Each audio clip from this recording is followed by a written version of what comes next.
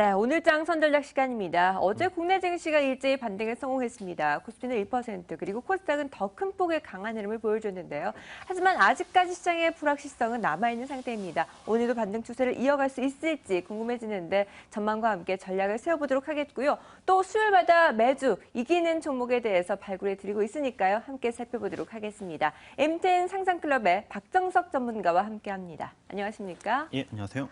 네, 어제 다행히 코스피, 코스닥 양시장 모두 반등에 성공을 하긴 했습니다만 아직까지 틀에 대한 불확실성이 여전히 남아있는 상황인데요. 어쨌든 중요한 것은 오늘 또 반등 추세를 이어갈 수 있을지 그 부분입니다. 어떻게 보시나요?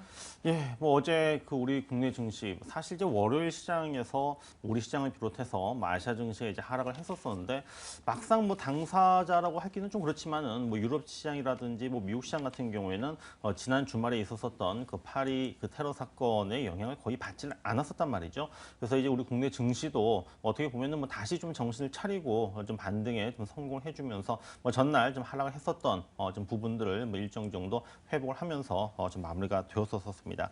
일단 뭐 파리 테러라고 하는 부분들에 대해서는 뭐 국제 금융 시장이 뭐 좀 그 영향을 받는 부분에 대해서 뭐 제한적이다라고 하는 것이 이제 확인이 되었고요. 자, 그렇다면 이제 시장은 다시 한번 또 이전의 어떤 그 이슈로 돌아갈 수밖에 없는 상황인데, 자, 이전의 이슈가 무엇이었습니까? 바로 또 뭐 미국의 뭐 금리 인상, 또 뭐 글로벌 경기 둔화라고 하는 좀 어떻게 보면 굉장히 좀 그 진부한 이런 그 이슈 부분들이 여전히 지금 현재 완전하게 좀 해소가 되지는 않고 있기 때문에 뭐 우리 시장을 비롯한 뭐 여타 뭐 증시도 마찬가지겠습니다만은 이전의 어떤 그 이슈가 좀 지속적으로 불확실성으로 좀 작용할 가능성이 높고요. 또 오늘 같은 경우에도 오늘 그 새벽에 마감된 뭐 뉴욕 증시 같은 경우에도 뭐 혼조세로 이제 마감을 했습니다만은 또 그 중심에는 그 말씀을 드렸었던 뭐 경기 둔화라든지 또는 미국의 금리 인상 이런 부분들이 작용을 좀 하고 있기 때문에 우리 국내 증시도 어제 뭐 강한 반등이 나왔었지만은 또 이전에 좀 다소 좀 지지부진했었던 흐름들은 뭐 좀 더 진행이 될 가능성이 높지 않겠는가 좀 보고 있습니다. 특히 뭐 다음 달 그 미국의 뭐 금리 인상에 대해서 뭐 이전에는 이제 금리 인상이 뭐 이루어질 것이다라는 이러한 또 전망들이 굉장히 컸었지만은 최근 좀 경기가 또 좋지 않다라고 하는 뭐 시그널이라든지 뭐 파리 테러와 같은 이러한 또 뭐 국제적인 어떤 그 질서 부분이 좀 깨지는 이러한 그 영향들도 있기 때문에 또 여기에 대한 또 불확실성, 그러니까 금리를 인상할 것이냐 또 말 것이냐 또 이런 얘기들이 좀 앞으로 좀 더 좀 그 시장에 좀 노이즈로서 작용을 하지 않을까라고 좀 보고 있습니다. 네. 어쨌든 국내외적으로 이슈가 혼재된 상황에서 앞으로도 제한적인 움직임을 나타낼 것으로 바라보고 있습니다. 국내 증시, 그리고 수급적인 측면도 좀 살펴보도록 하죠. 외국인들은 여전히 매도 포지션을 취하고 있는 가운데 그나마 기관 쪽에서 지수를 견인하는 모습이었죠. 투신권에서 21거래 만에 순매수 우위로 전환을 하면서 극적으로 반등에 성공했습니다. 어떤 의미를 담고 있는 건가요? 아무래도 이제 투신이라고 한다면은 이제 그 펀드와 이제 굉장히 뭐 주식형 펀드와 관련이 맺을 수밖에 없는 상황들인데, 뭐 2,000포인트 이상에서는 뭐 지속적으로 이제 투신권들이 뭐 펀드 환매에 뭐 대비를 한다라고 하면서 이제 매도가 나왔었고, 하지만 또 이제 최근에도 단기적으로 또 시장이 또 급격하게 조정받으면서 뭐 최근 그 2,050선에서 뭐 1,940선까지 뭐 단기적으로 한 100포인트 정도 하락을 했거든요. 또 이 위치에서는 또 어떤 펀드 환매에 대한 우려들보다는 또 펀드 쪽으로 또 그 수급 부분들이 들어올 수 있는 이러한 그 지수대이기 때문에 좀 투신권의 경우에는 뭐 철저하게 좀 지수의 어떤 그 위치에 따라서 좀 매수와 좀 매도를 좀 반복할 수밖에 없지 않겠는가라는 생각이 듭니다. 그러니까 투신권이 지속적으로 2,000선 위에서도 꾸준하게 매수해 준다고 한다면 뭐 이 부분들은 이제 그만큼 자금 시장이 굉장히 이제 호전되고 호조세를 이제 보인다라고 하는 부분들을 갖다가 이제 볼 수 있겠지만은 아직은 이제 그 정도의 그 시장 체력이 지금 뒷받침되지 못하다 보니까는 뭐 제가 볼 때는 이후에도 역시 또 지수가 어느 정도 올라가고 회복을 했을 경우에는 투신권의 또 매도 부분들은 또 나올 것이고, 또 많이 또 그 급격하게 뭐 조정을 받는다라고 했을 경우에는 뭐 투신권을 비롯한 연기금들의 매수가 좀 이어지는 어떤 그 1,900선대 초반과 2,000선대 위에서의 매수 매도 반복되는 흐름으로 이들 지금 기관들의 지금 매매 형태를 좀 봐야 될 것 같습니다. 네, 투신권과 연기금을 비롯한 기관의 수급적인 측면, 지속성 여부가 상당히 중요한 것으로 보이니까 체크해 보시기 바라겠고요. 자, 그리고 유가가 또 시장의 중요한 변수로 작용을 하고 있습니다. 급등락을 반복하고 있는데 어쨌든 추세적으로는 하락의 변함이 없지만 간간히 급 반등을 보여주면서 정유 화학주들도 요동을 치고 있는데요. 어떻게 보시나요?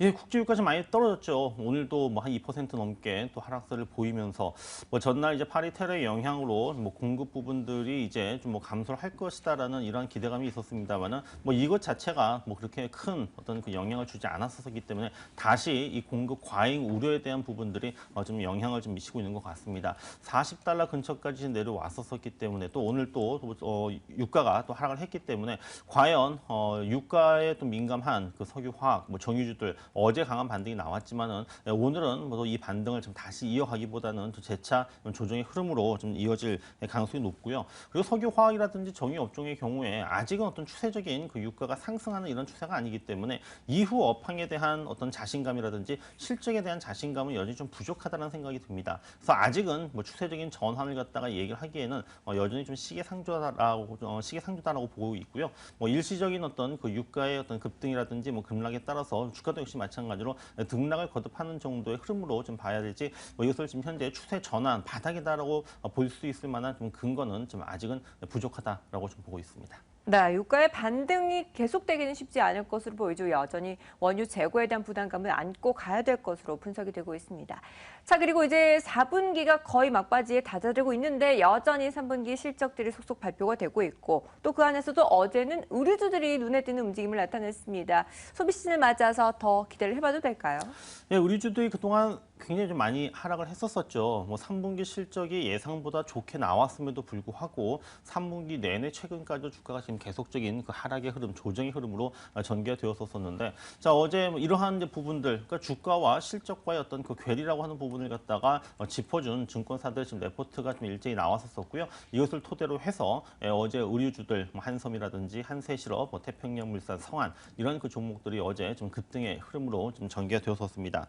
3분기 실적을 좀 듣다 보니까는 뭐 원달러 환율 상승하는 그 효과가 있었었고, 그리고 또 각 기업마다의 그 자회사들의 실적이 예상보다는 기대보다는 이제 좋게 나왔었다라고 하는 부분들이 전체적인 3분기 실적을 호조를 그 보이게 할 수 있는 그 요인으로 작용했는데, 뭐 4분기 하면은 사실 의류주들 같은 경우에는 계절적인 성수기거든요.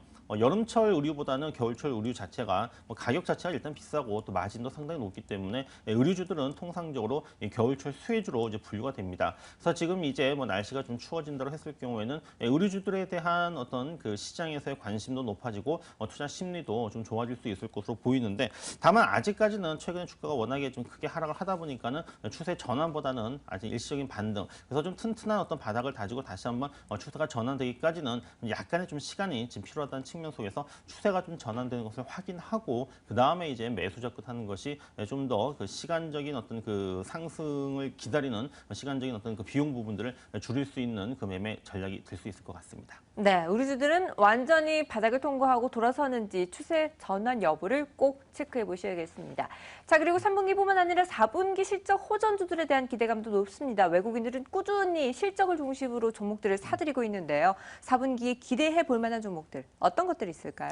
예, 뭐 저도 이제 4분기 실적이 좀 좋아질 수 있는 업종이라든지 또는 종목들을 좀 계속 좀 주시하고 있고 관심 있게 지금 보고 있는데, 지금 그 뭐 각 증권사들 같은 경우에 이제 그 기업에 대한 그 이익 전망, 실적 전망들을 갖다가 이제 조정을 하게 됩니다. 이 과정 속에서 뭐 이번 달 같은 경우에 그 실적을 갖다가 조정을 해주고 그다음에 이제 뭐 투자 의견을 갖다가 뭐 상향 조정하는 이런 그 좀 종목들을 좀 살펴봤더니만 주로 뭐 자동차 업종이라든지 또는 운송 업종, 그리고 뭐 농심이라든가 KTNG와 같은 음식료 업종, 그다음에 이제 그 손해 보험주들 이러한 그 종목들에 대해서 좀 그 목표가 상향이라든지 실적 전망 부분을 상향 좀 조정을 하고 있는데요. 그래서 저는 이제 완성차라든지 또는 그 완성차 업체, 뭐 현대차, 기아차가 되겠죠. 자동차 부품 업체, 그리고 좀 보험주들 뭐 최근에 좀 많이 올라오긴 했습니다만은 여전히 어떤 추가 상승에 좀 그 실적을 바탕으로 추가 상승의 여력이 있다고 보고 있고, 뭐 종목별로 본다면은 뭐 기아차라든지 그리고 그 자동차 부품주 만도, 그다음에 뭐 손해보험주들 중에서는 뭐 현대 해상 정도 좀 관심 있게 보시면 될 것 같습니다. 네, 자동차 완성차 업체들뿐만 아니라 부품주까지도 한번 챙겨서 흐름을 살펴보시기 바랍니다. 네, 그리고 매주 수요일마다 시장을 이기는 종목 발굴해 드리고 있는데요. 일단 지난 종목부터 AS 좀 해볼까요? 예, 뭐 지난주에는 좀 시장이 좀 다소 좀 굉장히 변동성이 크기 때문에 좀 종목을 편입하지 않았었고요. 지난 그 11월 그 4일 날 좀 그 편입을 했었던 일양약품, 뭐 최근에도 좀 주가의 움직임을 보게 되면 여전히 좀 견조한 흐름들을 보여주고 있고요. 또 전체 대표적인 그 제약 바이오주들 아무래도 뭐 한미약품의 뭐 효과가 크다라고 할 수 있겠는데 뭐 대부분의 지금 제약주들이 굉장히 좀 좋은 흐름들을 보여주고 있습니다. 이 흐름 속에서 지금 일양약품 같은 경우에도 뭐 시장 대비 여전히 좀 강한 흐름들을 좀 유지를 하고 있는 만큼 일단 보유하는 지금 전략 부분들은 계속적으로 유지를 하도록 하겠습니다. 네, 일양약품에 대해서는 아직까지 보유 의견을 제시해주고 계십니다. 자, 그렇다면 새로운 종목을 한번 찾아보도록 하죠. 어떤 종목 눈에 띄나요? 예, 지금 일양약품을 지금 편입을 한 상태에 있습니다만은 전 제약주들이 최근에 이제 바이오 제약주들이 좀 추세가 좀 바뀌어가는 이런 과정들이 있기 때문에 좀 바이오주, 제약주를 지금 한 종목 더 좀 편입을 하도록 하겠습니다. 지금 이슈가 있는 종목인데요, 바로 환인제약입니다. 환인제약은 이 국내 지금 1위의 그 정신과 치료제 1위 지금 기업으로서 좀 뭐 선진화 과정 어떤 그 제약의 어떤 선진화 과정 속에서 이 정신과 치료제 부분들에 대한 수요가 지금 앞으로 증가할 것으로 좀 예상이 되고 있고요. 자, 이번 달 국회에서 이 정신건강증진법이 개정안이 그 통과가 됐을 경우에는 가장 큰 수혜를 입을 수 있는 종목이 바로 환인제약이다라고 보시면 될 것 같습니다. 또 신규 사업인 보톡스와 이 주비덤, 필러의 어떤 매출 부분들도 좀 일정 정도 좀 발생하고 있기 때문에 내년도에도 좀 긍정적인 실적 부분들과 말씀드렸었던 단기적인 좀 이슈에 좀 초점을 맞춘다고 했을 경우에는 최근 뭐 추세가 좀 바닥을 찍고 전환되어가는 무릎 근처인 현재 가격대에서 매수를 좀 해봐야 될 것 같은데요. 매수 가격은 22,000원에서 23,000원 사이 구간, 그리고 목표 가격은 3만 원, 그리고 손절매 가격은 2만 원을 설정한 상태에서 전체 포트에서 20% 비중을 실어보도록 하겠습니다. 네, 환인제약도 목표가 3만 원 돌파 한번 기대를 해보도록 하겠습니다.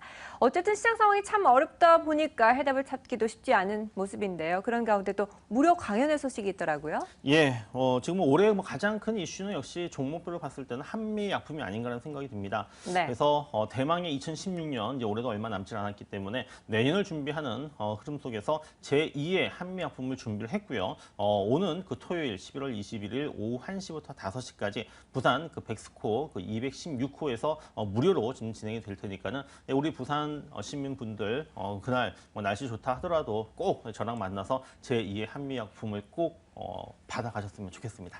네, 무료라고 하니까 부담 없이 오셔서 많은 부분들 챙겨가시기 바라겠습니다. 네, 지금까지 MTN 상상클럽의 박정석 전문가와 함께했습니다. 말씀 감사합니다. 예, 감사합니다.